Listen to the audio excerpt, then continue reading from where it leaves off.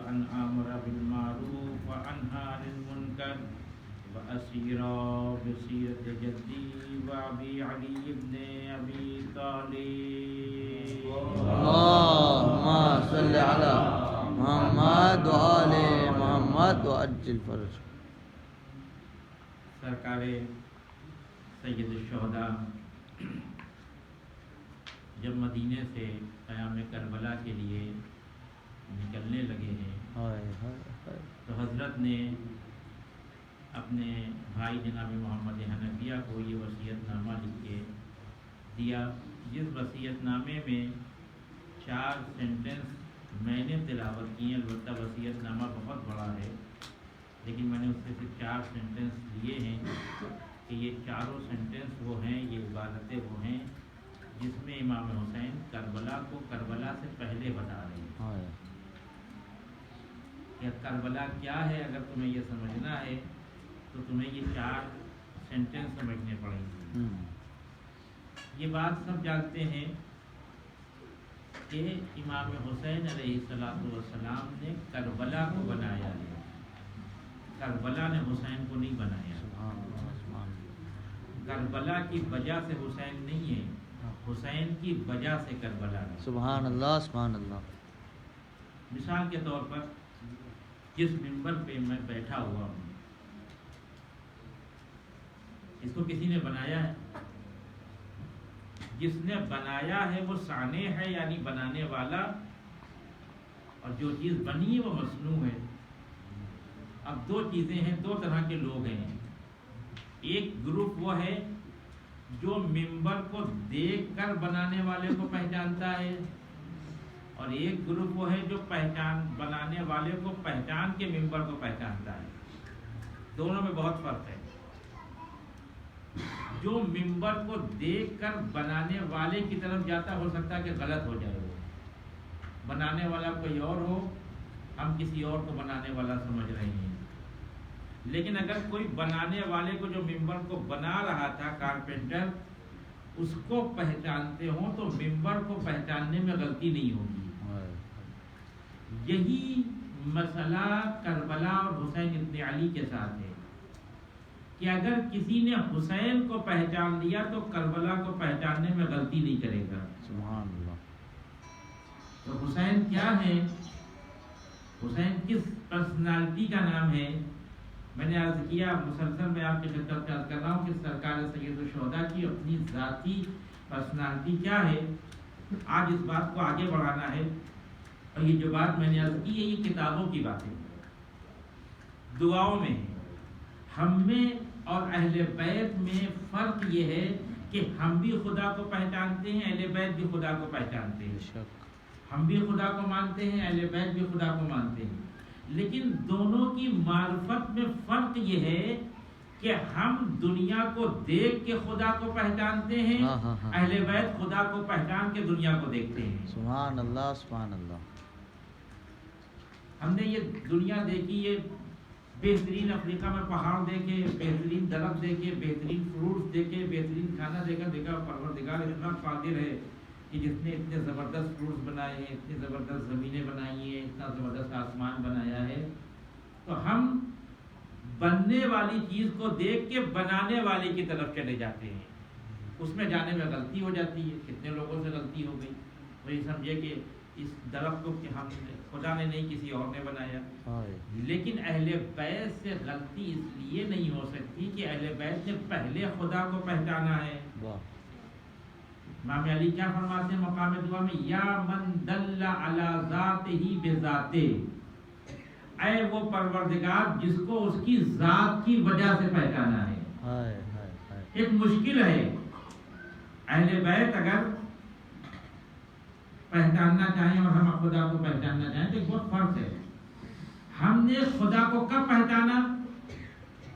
جب یہ زمین و آسمان دیکھے، جب بہتا ہوا دریا دیکھا، جب درختوں پہ پھل دیکھے، جب یہ انسانوں کو پیدا ہوتے ہوئے دیکھا. تو ہمارے لیے تو بہت آسان کام ہے کہ ہم ان دنیا کی ان نشانیوں کو دیکھ کر خدا کو پہچان لیں. قرآن کہتا ہے وَمِنْ آیَاتِهِ أَنْ خَلَقَ لَكُم مِّنْ أَنفُسِكُمْ أَزْوَاجًا، ہم نے تمہارے نفوس سے تمہارے جوڑوں کو خلق کیا، ہم نے اپنے جوڑوں کو دیکھ کے خدا کو پہچان لیا۔ لیکن وہ شخصیتیں کیا کریں، خدا کو کیسے پہچانیں کہ جو پہلے ہے دریا بعد میں ہے، پہاڑ بعد میں ہے، اہل بیت کا وجود پہلے ہے۔ ہمارے ساتھ آسانی ہے کہ ہمارا وجود بعد میں ہے، دریا کا وجود پہلے ہے، ہمارا وجود بعد میں ہے، پہاڑوں کا وجود پہلے ہے، ہمارا وجود بعد میں ہے، دنیا کا وجود پہلے ہے۔ تو ہمارے لیے آسانی ہے کہ ہم جب پیدا ہوئے، آنکھیں کھولی، سمجھ پیدا ہوئی، ہمارے اندر نالج پیدا ہوئی، ہمارے اندر سینس پیدا ہوا، تو ہم نے ان چیزوں کو دیکھ کے یہ پہچان لیا کہ یہ خود سے نہیں بنی ہے، کسی نے بنایا ہے۔ لیکن سوال ہے کہ وہ ذات، وہ ذوات مقدس جو پہلے سے موجود ہو، دنیا بعد میں خلق ہوئی ہو، وہ خدا کو کیسے پہچانے؟ لہذا جب اہل بیت معرفت پروردگار میں آتے ہیں تو آواز دیتے ہیں پروردگار تو چھپا کب تھا جو تجھے پہچانا جائے۔ سبحان اللہ، سبحان اللہ۔ تو چھپا مقام دعا میں دعائے عرفہ کو اٹھا کے دیکھیں، واقعی ایک اوج ہے دعائے عرفہ، معرفت کا سمندر ہے، بہ رہا ہے، اس پہ واقعی مجلسیں پڑھنا چاہیے، اس کو بیان کرنا چاہیے۔ ایک مقام پہ جب سرکار سید الشہداء میدان عرفہ میں کھڑے ہوئے ہیں، آنکھوں سے آنسو جاری ہے، اپنے پروردگار کے آگے ہاتھ پھیلائے ہوئے ہیں اور پروردگار سے دعا کرتے کرتے کرتے امام حسین معرفت کی آخری منزل پہ پہنچ کے کہتے ہیں امیت عین لا تراک، اے پروردگار وہ آنکھیں اندھی ہیں جو تیرے وجود کو نہیں دیکھ رہی ہیں، تیرا وجود چھپا کب ہے جو تجھے تلاش کرنے کی ضرورت پڑے، تو ہر وجود کے ساتھ اتنا ظاہر ہے کہ پہلے تیرا وجود نظر آتا ہے، بعد میں کسی اور کا۔ سبحان اللہ۔ خدا اتنا ظاہر ہے، اسی خدا کی خدائی کو بچانے کے لیے، اسی خدا کے دین کو بچانے کے لیے، اسی خدا کی توحید کو بچانے کے لیے، اسی خدا کی کتاب کو بچانے کے لیے حسین کہہ رہے انی لم اخرج اشرا ولا بطرا ولا مفسدا ولا ظالما، میں جا رہا ہوں کربلا کی طرف۔ کربلا میں کیا ہوگا؟ یزید نے کیا کہا تھا؟ کوئی آیت نازل نہیں ہوئی، کوئی قرآن نہیں آیا، کوئی رسول نہیں آئے، کوئی نبی نہیں ہے، کوئی کتاب نہیں ہے، کوئی شریعت نہیں ہے۔ حسین کربلا میں شریعت کو بھی ثابت کریں گے، حسین کربلا میں قرآن کو بھی ثابت کریں گے، حسین کربلا میں توحید کو بھی ثابت کریں گے۔ اب اس سے بڑا توحید کی دلیل آپ کو دنیا میں کہاں ملے گی کہ ایک 57 سال کا بوڑھا باپ جوان کے لاشے کو اٹھا کے کہہ رہا پروردگار میری قربانی کو قبول کر۔ سبحان اللہ۔ اب اس کے بعد بھی خدا مشکوک ہو جائے کسی کے لیے تو پھر کوئی خدا کو اس کے لیے ثابت نہیں کر سکتا۔ کربلا توحید کا وہ نمونہ ہے کہ اگر کوئی سرزمین کربلا میں اتر جائے تو اس کے وجود کے اندر توحید اتر جائے گی۔ اللہم صلی علی محمد و آلِ لبیک یا حسین۔ آج میں آپ کی خدمت میں شروع کے جو پہلے سینٹنس ہے جس میں امام حسین نے کہا کہ میں یہ نہیں ہوں، میں یہ نہیں ہوں، میں یہ نہیں ہوں، میں یہ نہیں ہوں، میں اس کام کے لیے نہیں جا رہا ہوں، اس کا ٹرانسلیشن آپ کے لیے عرض کرتا ہوں اور پھر بات کو آگے بڑھاتا ہوں۔ کیا فرماتے ہیں؟ انی لم اخرج اشرن۔ اشرن کسے کہتے ہیں؟ قرآن نے 2 جگہ پہ استعمال کیا ہے ایک ساتھ۔ سورہ قمر کی آیت نمبر 26 میں آپ جائیں، وَمِنَ الْكَذَّابِ الْأَشِرُ، 2 مرتبہ استعمال کیا قرآن نے اس جملے کو، اور برا معنی ہے قرآن میں، ڈرتی صفت ہے، یہ بری صفت ہے۔ کسے کہتے ہیں؟ عاشر ایک ایسی صفت ہے، ایک ایسے انسان کو کہتے ہیں جو اپنی بڑھائی بہت بلند کرتا ہے، اپنی تعریفیں کرتا ہے، شیخیاں بگاڑنا جسے کہتے ہیں۔ ابھی بچوں کے لیے بڑا مشکل ہو جاتی ہے سمجھنا، لیکن بزرگ سمجھتے ہیں بیٹھ کے اپنی تعریفیں کرنا۔ یہ ممبر اہل بیت کے فضائل کی جگہ ہے، دین کی باتوں کو بیان کرنے کی جگہ ہے، میں بیٹھ کے اپنی تعریفیں کرنے لگوں کہ میں بہت بڑا خطیب ہوں، بہت بڑا عالم ہوں، میں عشیر ہوں۔ قرآن کہتا ہے کہ عشیر اچھی بات نہیں ہے، جو خود سے اپنی تعریف کرے وہ اچھا انسان نہیں ہے، کوئی دوسرا کرے تو کوئی مشکل نہیں ہے۔ اور حقیقت میں تعریف وہی ہے جو دوست نہ کر کے دشمن کرے۔ واقعی اگر دشمن کی زبان سے کسی کی تعریف نکل جائے تو اس کو فضیلت کہتے ہیں۔ ابن ابی الحدید معتزلی کا نام سنا ہے آپ نے؟ سنی مذہب ہے، لیکن نہج بلاغہ سے بہت محبت کرتا تھا، علی سے بہت محبت کرتا تھا۔ اس نے نقل کیا ہے اپنی کمنٹری میں نہج بلاغہ میں ایک جگہ پہ کہ ایک دن معاویہ نے کچھ لوگوں کو بلایا اور کہا کہ علی کے فضائل بیان کرو. دیکھیے وہی کہ دوست کے فضائل بیان کرے تو کوئی بڑی بات نہیں ہے، دشمن کے دربار میں علی کے فضائل بیان ہو رہے ہیں تو یہ بڑا مسئلہ ہے. لوگوں نے فضائل بیان کرنے شروع کیے کہ جب علی عبادت کے مرحلے میں آتے ہیں تو ان سے بڑا کوئی عابد نہیں ہے. علی جب قضاوت کے مسئلے میں آتے ہیں تو ان سے بڑا کوئی جج نہیں ہے. علی جب جہاد کے مسئلے میں آتے ہیں تو ان سے بڑا کوئی مجاہد نہیں ہے. یہ ساری صفتیں بیان کر کے جب بات ختم ہو گئی، اب یہ جملہ جو ہے یہ بہت تاریخی جملہ ہے. معاویہ کا اپنے دربار میں سب کے سامنے ایک جملہ کہا، معاویہ نے بہت حسرت بھر کے ایک جملہ کہا. وہ کہا کہ اے عرب کی عورتوں، تمہارا کیا بگڑ جاتا تم اگر ایک علی اور پیدا کر دیتی. اس کے معنی یہ ہے کہ دشمن بھی جانتا ہے کہ بس علی ایک ہے، علی کا کوئی مقابل نہیں ہے، علی جیسا کوئی نہیں ہے. علی معاذ اللہ عشر نہیں ہے کہ جو اپنی تعریف کرتے ہوں. علی اس شخصیت کا نام ہے جس کی تعریف خدا کر رہا ہو. حسین ایسی شخصیت نہیں ہے کہ جو اپنی بیٹھ کے اپنے گھر میں شیخیاں بگا رہے ہوں کہ میں بہت بڑا امام ہوں، میں علم غیب رکھتا ہوں. نہیں، حسین وہ ہے جس کی تعریف خدا کر رہا ہو. یا ایتھا النفس المطمئنہ ارجعی الی ربک راضیۃ مرضیہ. یہ ہے حسین ابن علی. اس کے بعد فرماتے ہیں ولا بطرا. بطرا کسے کہتے ہیں؟ بطرا کہتے ہیں عیش و آرام کے سامان کو فراہم کر کے خدا کو بھول جانا. قرآن کہتا ہے، قرآن نے اس کو بھی استعمال کیا. کم من اہلکنا من قریۃ بطرت معیشتھا، سورہ قصص آیت نمبر 58 میں. اور دیکھا کہتا ہے کتنی ایسی آبادیاں ہیں کہ جن کو ہم نے تباہ کر دیا ان کے عیش و آرام کے ساتھ. یعنی حسین ابن علی کہہ رہے ہیں کہ میں ایسی پرسنالٹی کا مالک نہیں ہوں کہ اپنی تعریف خود کروں. میں ایسا شخص نہیں ہوں کہ جو عیش و آرام کی زندگی گزاروں. اگر مجھے عیش و آرام کی زندگی گزارنا ہوتا تو مدینہ میرے لیے کافی تھا.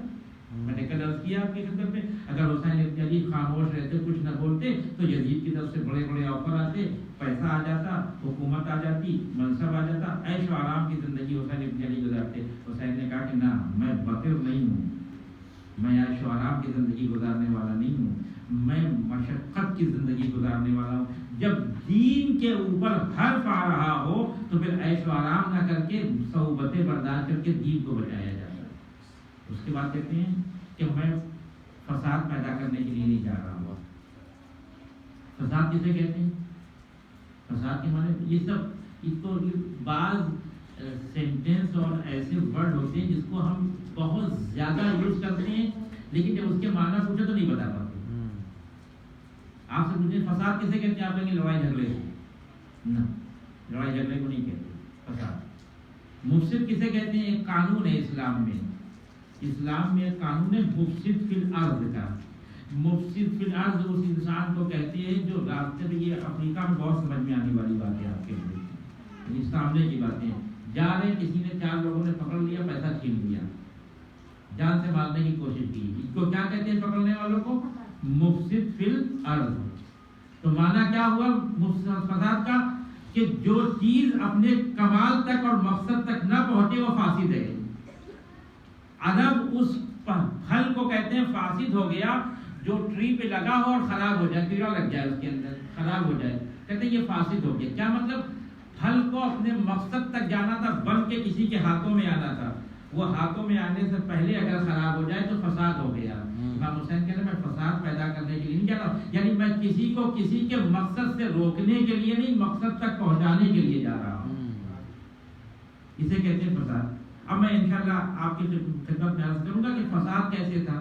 اس کے بعد امام کہتے ہیں کہ میں ظالم بھی نہیں ہوں، میں ظلم کرنے والا نہیں ہوں. اور ظالم کا معنی بھی آپ جانتے ہیں کہ ظالم کسے کہتے ہیں. 4 چیزیں امام حسین نے بیان کی، توجہ رکھیے گا.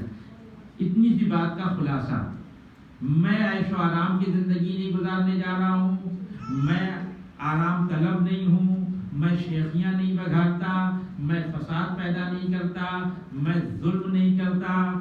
تو پہلی صورت میں آپ جانتے ہیں کہ اگر کوئی انسان کوئی اچھا کام کرنے کے لیے اٹھتا ہے تو اس کے بارے میں 4 سوال ہوتے ہیں. ہر آدمی کرتا ہے، نہ کرے لیکن ذہن میں ہوتے ہیں. پہلا سوال، ایسا انسان کہ جو مصلح ہو، میں نے پرسوں کی مجلس میں عرض کیا تھا کہ جب تک انسان صالح ہوتا ہے کوئی اس کا دشمن نہیں ہوتا. نماز پڑھتا رہتا ہے, روزہ رکھتا رہتا ہے, سبھی پڑھ رہے ہیں نماز, لیکن جس دن وہ کہتا ہے کہ نماز پڑھو, جس دن کہتا ہے تو روزہ رکھو, جس دن کہتا ہے غیبت نہ کرو, جس دن کہتا ہے کہ دوسرے کی امانت واپس کرو, اس دن اس کے دشمن پیدا ہو جاتے ہیں. تو امام حسین کیا کرنے جا رہے ہیں؟ اصلاح کرنے جا رہے ہیں. تو آٹومیٹک امام حسین کے دشمن پیدا ہو جائیں گے, لوگ دشمنی کریں گے, یزید جیسے لوگ آ جائیں گے امام حسین سے کہ دشمن بن کے سامنے آ جائیں گے. لیکن 4 سوال پیدا ہوتے ہیں ہر اس انسان کے بارے میں جو قوم کی اصلاح کرنا چاہتا ہے, جو ملت کی اصلاح کرنا چاہتا ہے, جو سوسائٹی کی اصلاح کرنا چاہتا ہے, جو انقلاب برپا کرنا چاہتا ہے. امام حسین تو کربلا میں اتنا بڑا انقلاب پیدا کرنے کے لیے جا رہے ہیں. امام حسین کے بارے میں تو سوال ہونا ہی ہونا ہے. پہلا سوال خود اس انسان کے کیریکٹر کے بارے میں جو انقلاب پیدا کرنا چاہتا ہے کہ یہ ہے کون بھائی. یہ جو لوگوں کو بتانے کے لیے آئے کہ دین پہ عمل کرو, یہ خود دین پہ عمل کرتے ہیں یا نہیں کرتے؟ تو پہلا سوال کیریکٹر کے بارے میں, دوسرا سوال اس کے مقصد کے بارے میں, تیسرا سوال اس وسیلے کے بارے میں جس وسیلے کے ذریعے سے مقصد تک جانا ہے, اور چوتھا سوال ان کے باپ دادا کے بارے میں. توجہ رکھیے گا, اللہ اکبر. حسین کی نگاہیں کتنی وسیع تھی, اسے کہتے ہیں علم غیب. اس سے پہلے کہ حسین ابن علی کے بارے میں یہ 4 سوال دنیا والے کریں, حسین نے سوال سے پہلے جواب دے دیا. پہلا سوال کیریکٹر کے بارے میں, دوسرا سوال ہدف کے بارے میں, تیسرا سوال وسیلے کے بارے میں, اور چوتھا سوال خاندان کے کیریکٹر کے بارے میں. ہو سکتا ہے کہ ایک انسان ایسا ہو کہ جو بہت اچھے کیریکٹر کا مالک ہو, لیکن باپ دادا اچھے نہیں تھے. خود بہت اچھی نماز پڑھتا ہے, دین پہ عمل کرتا ہے, لیکن باپ دادا نماز نہیں پڑھتے تھے. جب یہ انسان آئے گا کسی سے کہے گا کہ نماز پڑھو, تو کہیں گے آپ کے باپ دادا تو پڑھتے نہیں تھے, آپ آئے ہم کو نماز پڑھوانے کے لیے. تو ہو سکتا ہے کہ کیریکٹر اچھا ہو سکتا ہے ہدف اچھا نہ ہو سکتا ہے ہدف اچھا ہو, جس وسیلے کے ذریعے سے ہدف تک جانا چاہتے وہ وسیلہ غلط ہے. ہم کرتے ہیں نا کبھی کبھی دین کی طرف بلانے کے لیے ڈرا دیتے ہیں, بہت ڈراتے ہیں لوگوں کو. اگر مجلس میں نہیں گئے تو امام حسین ناراض ہو جائیں گے, اگر پچھلے سال والا تبرک اس سال نہیں بانٹا تو کیا ہوگا. یہ خوف دلاتے ہیں. یہ دین خوف زدہ دین نہیں ہونا چاہیے, بہت غلط بات ہے, یہ بہت غلط بات ہے.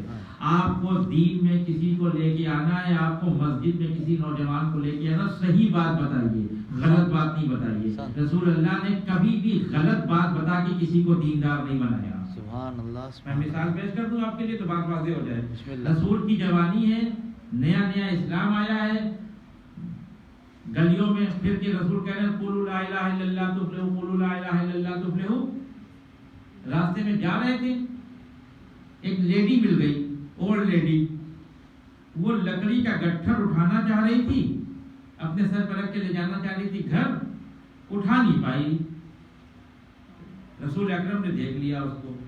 اب یہ رسول ہے, مولانا تو ہے نہیں. مولانا ہوتے تو بچ کے چلے جاتے, نظریں بچا کر کہ ارے بھائی ہمارے شان کے خلاف ہے کہ میں کسی کا بوجھ اٹھاؤں. جو کسی کا بوجھ اٹھانے کی ہمت رکھتا ہے وہی دین کا بوجھ اٹھا سکتا ہے. رسول آگے بڑھے. رسول نے کہا کہ اس لیڈی سے کہا کہ مجھے لگ رہا ہے کہ تم تھوڑا سا پریشان ہو. کہا بیٹا یہ بوجھ مجھ سے اٹھ نہیں رہا ہے, بہت بھاری ہے, بہت ویٹ ہے اس کا. تو رسول نے کہا اگر آپ کہیے تو میں اٹھا دوں. میں کیا عرض کر رہا ہوں کہ دین میں اگر کسی کو بلانا ہے تو صحیح بات بتا کے بلائیے, ڈرا کے نہیں بلائیے, دھمکا کے نہیں بلائیے, تعویذ دے کے نہیں بلائیے. ڈرائیے نہیں کہ یہ نہیں کرے گا تو یہ ہو جائے گا نا. دین کو بالکل کلیئر بیان کریے. دین کے اندر خود اتنی جاذبیت ہے کہ آپ کو کھینچ لے گا, لیکن صحیح دین بیان ہونا چاہیے. تو رسول نے کہا اگر آپ کہیے تو میں آپ کا یہ بوجھ اٹھا لیتا ہوں. فوراً تیار ہو گئی وہ لیڈی. اس نے کہا بیٹا اٹھا لو. رسول نے نہ اپنی رسالت کو دیکھا, نہ اپنی پرسنالٹی کو دیکھا, نہ اپنی شخصیت کو دیکھا, لکڑی کا بوجھ سر پہ رکھ لیا. مولانا صاحب تو رکھ ہی نہیں سکتے, تم کے سر پہ ماما ہے. اب رسول اکرم ہے, اب وہ ضعیفہ ہے, وہ اولڈ لیڈی ہے, اب دونوں ساتھ ساتھ چل رہے ہیں. وہ راستہ بتا رہی ہے اور وہ یہ سمجھتی کہ ان کو راستہ نہیں بتا, جبکہ یہ دنیا کو راستہ بتانے کے لیے آئے ہیں. راستے میں اکثر لیڈیز کی یہ خاصیت ہوتی ہے کہ وہ خاموش نہیں رہتی, باتیں بہت ہیں. اب وہ شروع ہو گئی راستے میں. میں کہا بیٹا تم جانتے ہو مکے میں ایک محمد نام کا شخص آیا ہے, وہ کہتا ہے کہ 365 خدا باطل ہے, ایک خدا صحیح ہے. تمہیں پتا ہے وہ مجنون ہے, وہ شاعر ہے, دیوانہ ہے وہ. اب رسول اکرم خاموشی سے سن رہے ہیں.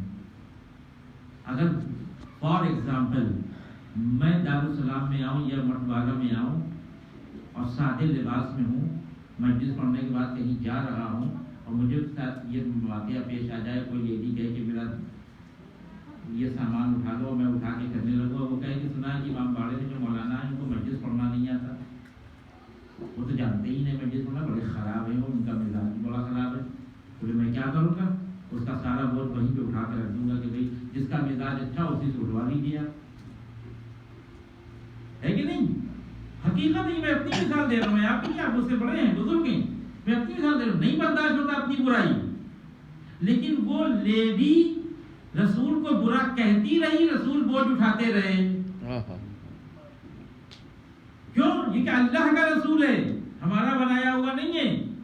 خوف زدہ بنا کر کسی کو مسلمان نہیں بناتا, صحیح دین اپنا کیریکٹر پیش کر کے مسلمان بناتا ہے.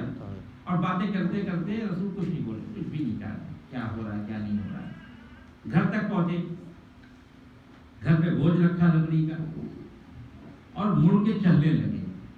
تو ضعیفہ نے کہا جوان, میں نے تجھ سے کہا بھی نہیں تھا کہ میرا بوجھ اٹھا لے, تم نے بغیر کہے میرا بوجھ اٹھا لیا, راستے پر میں ہی بات کرتی رہی, تو کوئی جواب ہی نہیں دے رہا تھا. اب جا رہے تو کم سے کم اپنا نام تو بتاتے جاؤ, تم ہو کون.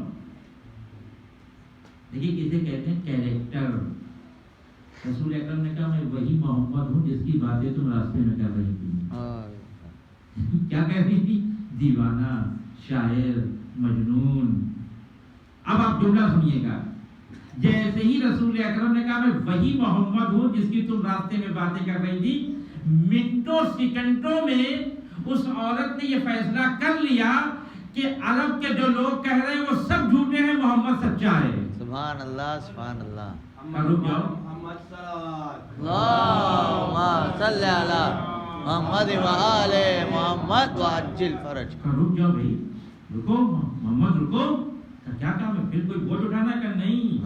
اب بوجھ نہیں اٹھانا, اب کلمہ پڑھنا ہے. آپ ہم کو کلمہ پڑھائیے. اب آپ مجھے یہ بتائیے اس پورے واقعے میں تلوار کہاں ہے؟ ہائے ہائے ہائے, کیا کہنا, سبحان اللہ. کہاں ہے تلوار ہائے جو رسول نے اس کو ضعیفہ کی گردن پہ رکھی ہو؟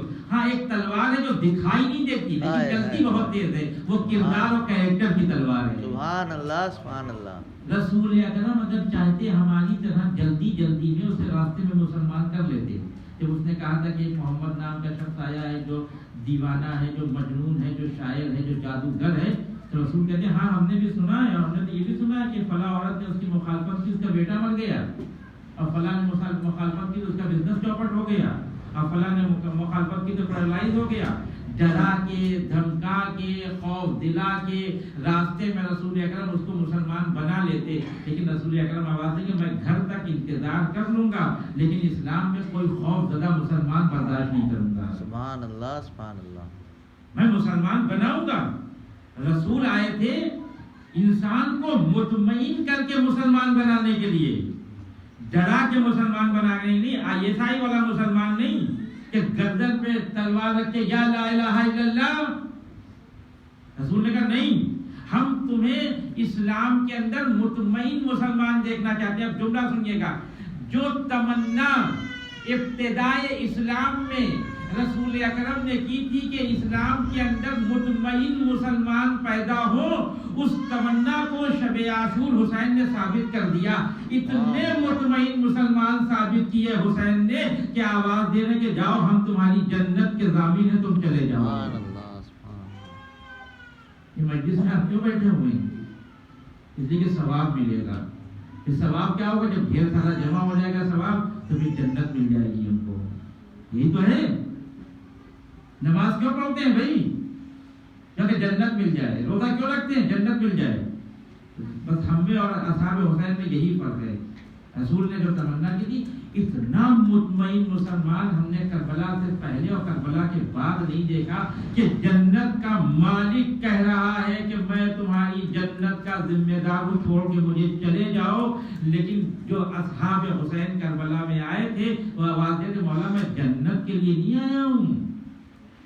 یہ نہ سمجھیے گا کہ میں جنت کے لیے آیا ہوں. حسین نے کسی کو نہیں ڈرایا. رسول کے نواسے ہیں، علی کے بیٹے ہیں، علی نے کسی کو ڈرا کے خوف زدہ کر کے مسلمان نہیں بنایا. لہذا آپ تاریخ اٹھا کے پڑھیں. جب امام حسین مکے سے نکلے ہیں کوفے جانے کے لیے، ابھی کوفے سے اپنا راستے کو موڑا کربلا کی طرف جانے کے لیے، ایک شخص ملا راستے میں. یہ کربلا ہے، کربلا بن رہی ہے، عمارت بن رہی کربلا کی، بالکل صاف ستھری عمارت، پاک و پاکیزہ عمارت، مقدس عمارت.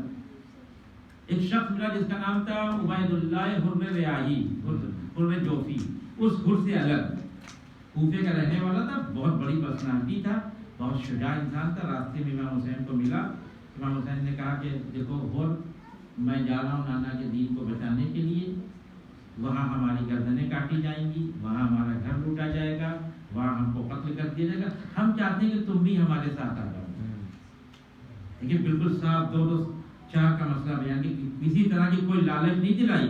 حسین نے نہیں کہ اگر ہمارے ساتھ آؤ گے تو جنت مل جائے گی، ہمارے ساتھ آؤ گے تو تم کو منصب مل جائے گا. نہیں، ہمارے ساتھ وہ آئے جو گلا کٹانے کے لیے تیار ہو. اب اس نے بہانہ بنانا شروع کر دیا، جیسے ہم بہانے بناتے ہیں.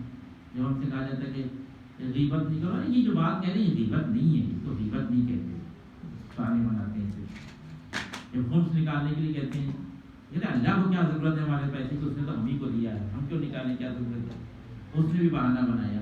اس نے کہا کہ نبی کے نواسے میرا دل آپ کے ساتھ ہے، ہم آپ کو بہت چاہتے ہیں، لیکن مولا ہم آپ کے ساتھ جا نہیں سکتے کربلا. ہماری کچھ اپنے پرسنل پرابلم ہے، وہ پرابلم ہم آپ سے شیئر بھی نہیں کر سکتے، ہم جا نہیں سکتے. لیکن ہاں ایک کام کر سکتے ہیں نبی کے نواسے آپ کے لیے. کیا کر سکتے ہو تم؟ کہ یہ میرا گھوڑا، یہ میری تلوار، یہ میری زرہ میں آپ کے حوالے کرتا ہوں. کربلا میں جب دین کو ضرورت پڑے تو اس کو یوز کر لیجیے گا. جانتے ہیں حسین ابن علی نے کیا کہا؟ قرآن کی ایک آیت پڑھی جس کے معنی یہ ہے کہ اللہ گمراہ لوگوں کے وسیلے کو قبول نہیں کرتا. آپ سمجھے؟ حسین ابن علی نے کربلا کی جو بلڈنگ بنائی ہے اس میں کوئی بھی غیر مقدس وسیلہ استعمال نہیں کیا ہے. جب بلڈنگ اتنی مقدس ہوتی ہے تو 1400 سال کے بعد بھی باقی رہتی ہے. ایک سال بات پڑھے محمد وآل محمد. اللہم صلی علی محمد وآل محمد وعجل فرج. مدینے سے جب چلے تھے سرکار سید الشہداء تو وہی بتا دیا. جب لوگوں نے آ کے سمجھانے کی کوشش کی، لوگ سمجھتے تھے کہ امام حسین کو پتہ نہیں کہ کہاں جا رہے ہیں. عام سے انسان سمجھتے تھے کہ مولا نہ جائیے، ایجپٹ چلے جائیے، یمن چلے جائیے، وہاں آپ کے بابا کے ماننے والے ہوتے ہیں. امام حسین نے کہا ان اللہ کا ارادہ یہ ہے وہ ہم کو قتل ہوتا ہوا دیکھے. اللہ کا ارادہ یہ کہ ہمارے گھر کی خواتین قیدی بنیں. یہ اللہ اکبر. پہلے ہی مرحلے پہ حسین نے کربلا کو ارادہ الہی پہ چھوڑ دیا. اب ہمارا قدم ارادہ الہی، ہمارا کام ارادہ الہی. ہم اللہ کے ارادے پہ چل رہے ہیں، ہم اللہ کے ارادے پہ کام کر رہے ہیں. ہم ڈرا کے نہیں، دھمکا کے نہیں. تو پہلا کیریکٹر کا جو ثبوت امام حسین نے دیا وہ یہ کہ میں شیخیاں کرنے والا انسان نہیں ہوں، میں عیش و آرام والا انسان نہیں ہوں، میں فساد و ظلم کرنے والا انسان نہیں ہوں. یہ چاروں چیزیں وہ ہیں جس کو قرآن نے پسند نہیں کیا. حسین نے چاروں چیزوں کو اپنے سے دور کر کے بتایا کہ اگر حسین کے کردار کو سمجھنا ہے تو لوگوں کی کتابوں کو پڑھنے کی ضرورت نہیں، آیات الہی کی تلاوت کرو، حسین کا کردار سامنے آ جائے گا. حسین کس کردار کے مالک ہیں؟ عیش و آرام تو ان کی زندگی میں ہے ہی نہیں. نہ ان کے بابا نے عیش و آرام کیا، نہ انہوں نے عیش و آرام کیا. زندگی کی جو آخری صورت حال ہوتی ہے، کم زندگی میں جو کچھ ہوتا ہے وہ سب سے کم استعمال کیا ائمہ نے ہمارے. عیش و آرام کی زندگی کسی نے بھی نہیں گزاری. جن کو آپ سمجھتے بھی انہوں نے بھی نہیں گزاری. امام رضا کے لیے ذہن میں ہوگا کہ ولی عہد تھے، امام ان کے تو بہت اچھی زندگی گزارے نا، ایسا نہیں ہے. اس وقت بھی اچھا کھانا نہیں کھاتے تھے. آپ امام علی کی زندگی کو اٹھا کے دیکھیے. میں ایک مرحلے تک آپ کو لے کے جانا چاہتا ہوں. ایک کتاب ہے, بہت آتھینٹک کتاب ہے, جس میں خلفائے راشدین کی زندگی لکھا ہے. اس میں ایک واقعہ لکھتے ہیں امام علی کا. یہ ہمارے لیے واقعی آئیڈیل ہے. یہ ساری چیزیں ہم دیکھیے ابھی مرے جا رہے ہیں, زندگی کے وسائل زندگی جمع کر رہے ہیں, اور یہ سوچتے ہیں کہ یہ چیز ہمارے گھر میں آ جائے گی تو سکون مل جائے گی, یہ چیز ہمارے گھر میں آ جائے گی تو سکون مل جائے گی. اور ہوتا ہے کہ جتنی چیزیں گھر میں بڑھتی جا رہی, سکون کم ہوتا چلا جا رہا ہے. قید ہو گئے, اب بغیر موبائل کے رہ نہیں سکتے. اب فرش ادا میں بھی ہیں تو زیادہ ٹائم موبائل کو دیا جا رہا ہے. 2 منٹ کے لیے اگر نیٹ ورک چلا جائے تو کیا قیامت ہے. 10 منٹ اگر مسجد میں جانے سے لیٹ ہو جائے تو کوئی فکر نہیں ہے. لیکن اگر 2 منٹ نیٹ ورک نہ آئے تو پھر دیکھیے کیا ہوتا ہے. اللہ اکبر, بار بار کیوں نہیں آ رہا ہے, میسج بھیجا تھا ابھی تک میسج پہنچا کہ نہیں پہنچا. دیکھیے قید ہوتے چلے جا رہے ہیں زندگی کے وسائل میں. تو اسی کو ہم کامیابی سمجھتے ہیں نا. آپ مجھے بتائیے, مدینے میں جو چھوٹا سا گھر تھا علی بن ابی طالب کا, اس گھر میں کیا کیا تھا؟ آپ جا کے تاریخ اٹھا کے دیکھیں. ایک اونٹ کی کھال تھی, اسی کو بچھا کے سوتے تھے. چند مٹی کے برتن تھے, اسی میں کھانا بنتا تھا. یہ گھر کا کچھ سامان تھا, لیکن سکون زندگی کتنا تھا؟ بھرا ہوا تھا سکون زندگی. کبھی علی نے اللہ سے شکوہ کیا کہ پروردگار میرے گھر میں یہ نہیں تھا, میرے گھر میں یہ نہیں تھا, میرے گھر میں یہ نہیں تھا. کبھی فاطمہ زہرا نے کر دیا اپنے شوہر سے شکوہ کہ ارے آپ تو کوئی کام ہی نہیں کرتے, گھر میں دیکھ رہے حالت کیا ہے.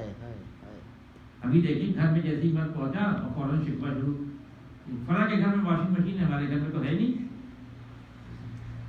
یہ سیکھنا ہوگا ہمیں. وسائل زندگی ہمارے لیے سکون فراہم نہیں کرتے, یاد خدا ہے جو ہم کو سکون عطا کرتی ہے.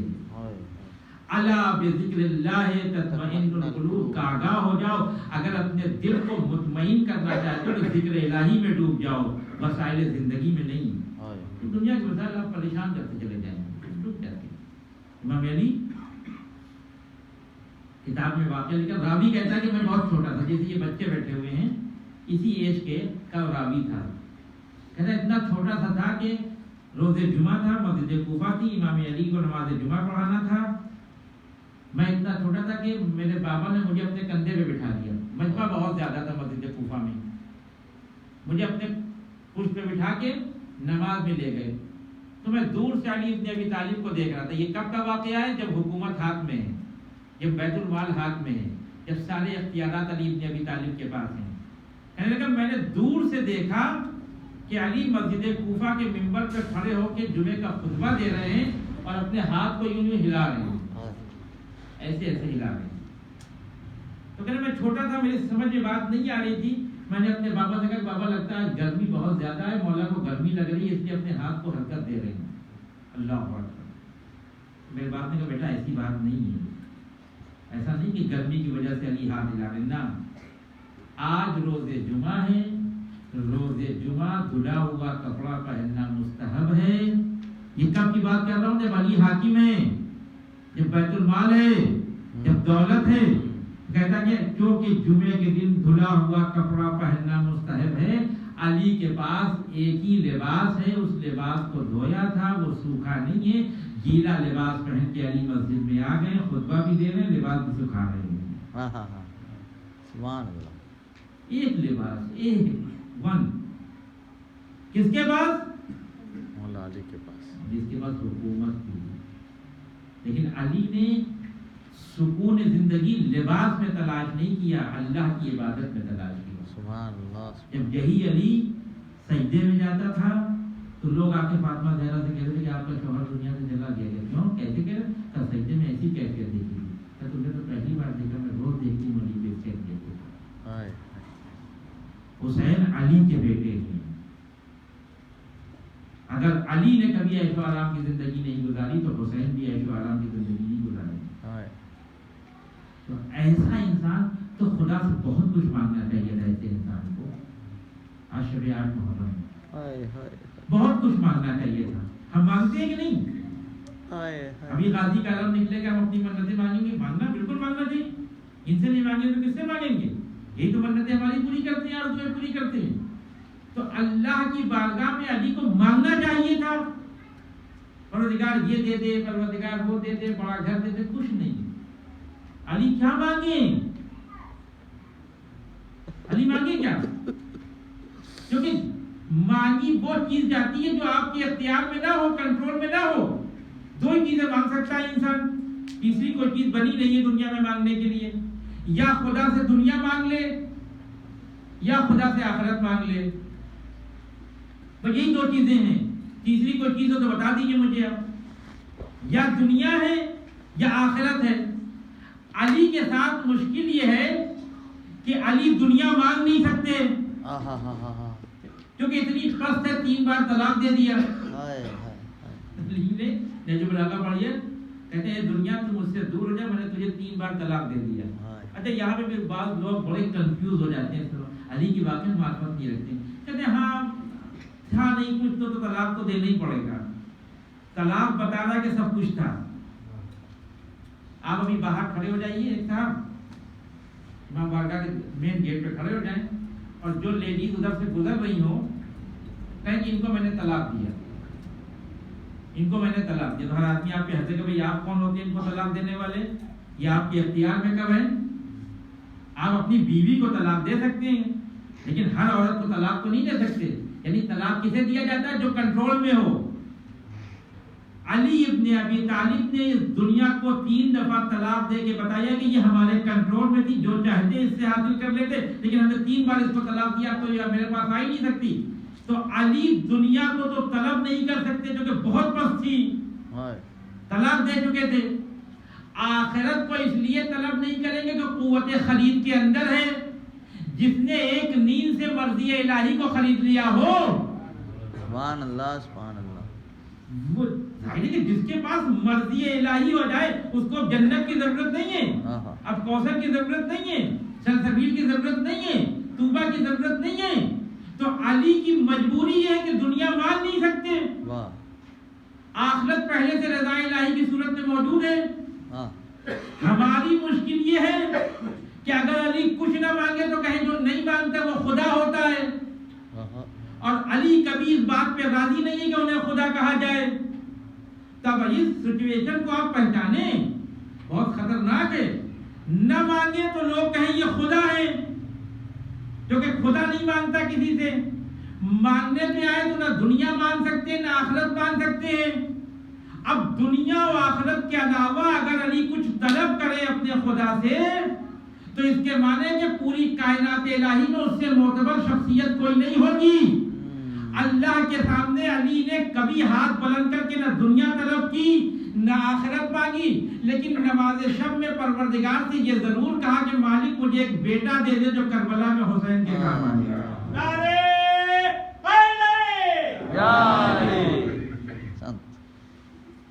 ابو الفضل عباس کون ہے؟ علی کی نماز شب کی دعاؤں کا نتیجہ ہے ابو الفضل عباس. سبحان اللہ سبحان اللہ. پھر آپ کہیں گے کیا حسین بیٹے نہیں تھے؟ یہ تو پہلے فیصلہ میں نے بتا دیا آپ کو. جنگ جمل کے موقع پہ امام علی نے کہہ دیا تھا محمد حنفیہ سے کہ بیٹا یہ دونوں رسول کے بیٹے ہیں، تم میرے بیٹے ہو. عباس کربلا میں علی ابن ابی طالب کو ریپرزینٹ کر رہے تھے. سب کی نمائندگی تھی کربلا میں. حسین رسول کو ریپرزینٹ کر رہے تھے، جناب زینب اپنی ماں کو ریپرزینٹ کر رہے تھے، قاسم اپنے بابا کو ریپرزینٹ کر رہے تھے، اور محمد عبداللہ کو ریپرزینٹ کر رہے تھے. ایک جگہ خالی تھی علی کی جسے عباس نے آ کے بھر دیا. غازی عباس. علی نے جسے اپنی دعاؤں میں مانگا ہو کتنا معتبر ہوگا وہ شخص. اب وہ ماں کی گود کتنی معتبر ہوگی کہ جب در حسنین پہ آئی ہیں جناب ام البنین تو آ کر سجدہ کر کے کہتی ہیں میرے بچوں مجھے کنیز سمجھنا ماں نہ سمجھنا.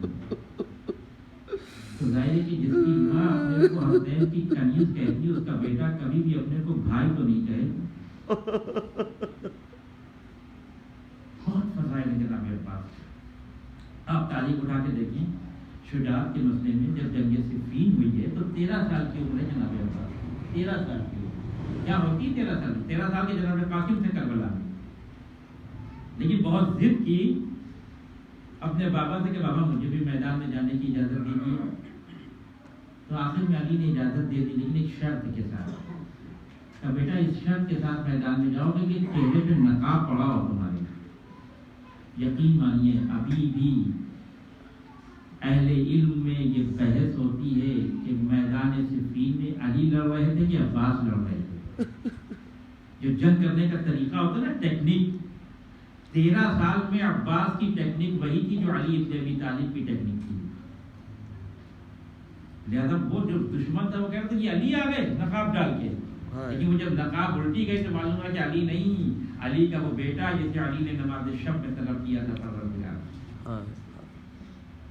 اور ہمیشہ ایک ہی بات یاد کرائے، بہت فضائل کرام کے پاس بھائی تو وقت کا امام صادق کہتے ہیں کہ جب قیامت برپا ہوگی اولین و آخرین کا مجمع جمع ہوگا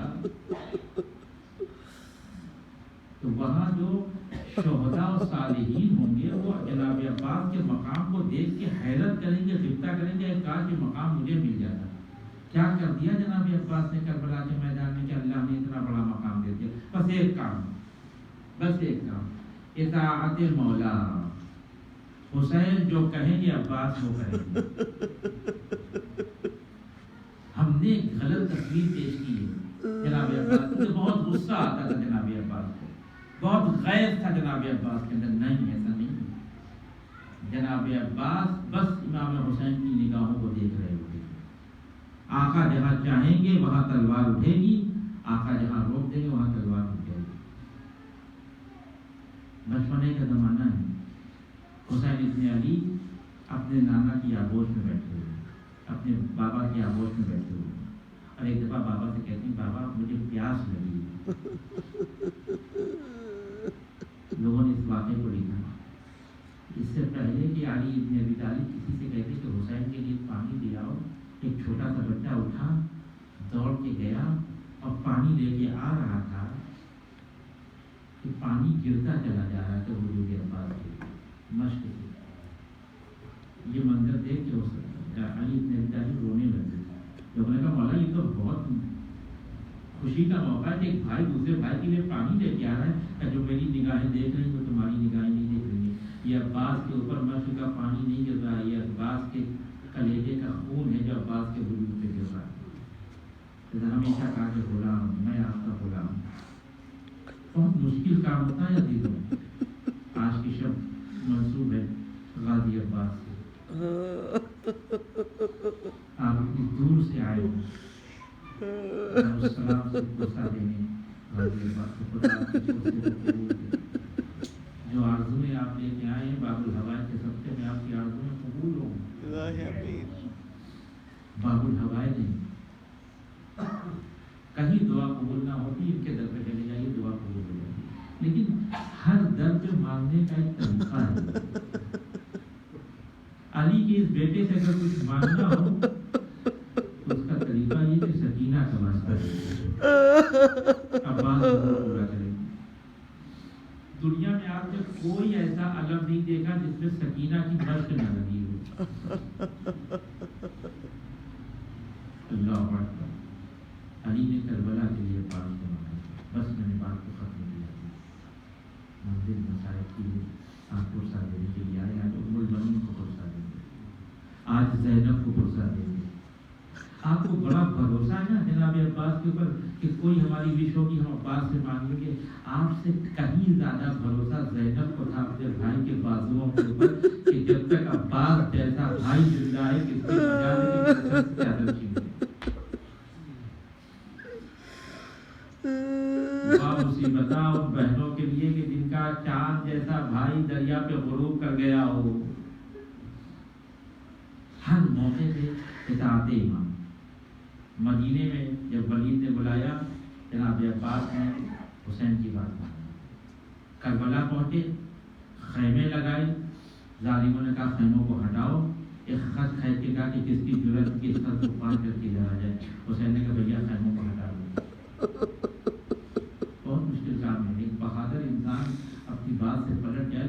واقعے میں اطاعت مولا اگر کسی کو سیکھنا ہے تو جناب عباس سے سیکھیں۔ آپ جانتے ہیں کہ یہ بات کہ علی نے عباس کو کربلا کے لیے طلب کیا، یہ چھپی ہوئی بات نہیں تھی، یہ پورے عالم اسلام میں مشہور تھی یہ بات۔ اس لیے شب عاشور زہیرقین نے جناب عباس سے کہا کہ عباس تمہیں معلوم ہے تمہارے بابا نے تمہیں کس دن کے لیے طلب کیا تھا؟ ایک دفعہ جب گھوڑے پہ انگائی لی تب تسمے ٹوٹ گئے اور آواز کا زہر تو مجھے زیادہ شجاعت دلاتے ہو، کل گھوڑے تو دو تو میں دکھاؤں کہ علی کے خون کی تاثیر کیا ہوتی ہے۔ یعنی جناب عباس نے اپنے کو فکری طور پر ذہنی طور پر تیار کیا تھا کہ اپنے مولا کا ڈیفینس کریں گے، لیکن ایک بہادر انسان کے لیے سب سے بڑی مشکل یہ ہے کہ اسے جنگ کرنے سے روک دیا جائے۔ 10 محرم حسین آواز دیتے بھیا عباس تم میرے لشکر کے علمدار ہو، علی کا بیٹا